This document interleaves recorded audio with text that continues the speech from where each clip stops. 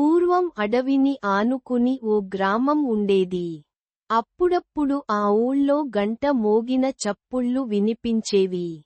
అవి ఎక్కడి నుంచి వస్తున్నాయో, ఎందుకు వస్తున్నాయో తెలియక గ్రామస్థులంతా భయపడేవారు. రాత్రిళ్ళు అయితే మరింత వణికిపోయేవారు. ఇది ఖచ్చితంగా దెయ్యాల పనే అనుకుని చాలామంది ఆ గ్రామం నుంచి వెళ్ళిపోయారు.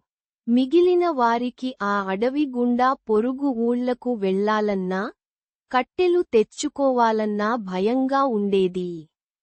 ఆ ఊరికే చెందిన రమేష్ తన చదువు ముగించుకుని ఈ మధ్యే పట్నం నుంచి వచ్చాడు. మొదట గ్రామస్థుల మాటలు విని ఆశ్చర్యపోయాడు. దెయ్యాలు, భూతాలు లేనేలేవు. ఈ గంట చప్పుళ్ల వెనక ఏదో కారణం ఉండే ఉంటుంది అనుకున్నాడు. ఓ రోజు నెమ్మదిగా ఆ గంట శబ్దం వస్తున్న వైపు వెళ్ళాడు.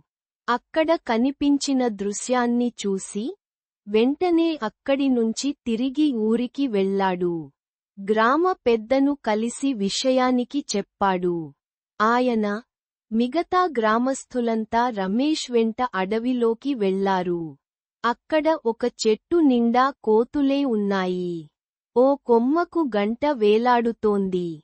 కోతులు అటూ ఇటూ గెంతినప్పుడు, పెద్దగా గాలి వచ్చినప్పుడు అది మోగుతోంది.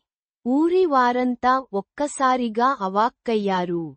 నెమ్మదిగా చెట్టుకొమ్మకున్న గంటను తీసివేశారు. ఇంతకు ముందు ఊరు వదిలి వెళ్లినవారు కూడా విషయానికి తెలిసి నెమ్మదిగా తిరిగి వచ్చారు.